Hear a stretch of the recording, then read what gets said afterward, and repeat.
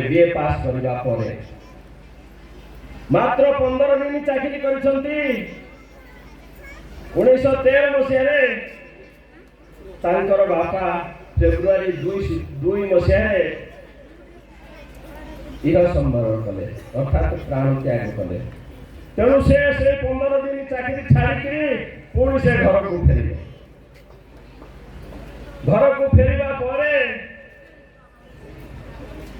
से तांकर बापांकर समस्त कार्य तुले सारिबा परे पुणी बरोदा राजा पाखे हाजर हेले एवं से 15 दिन चाकरी भितर बरोदा राजा तांकू देखिदेले जानीपारे से जेहेतु राजा लोक से जानीपारे ये पिलार टैलेंट केते।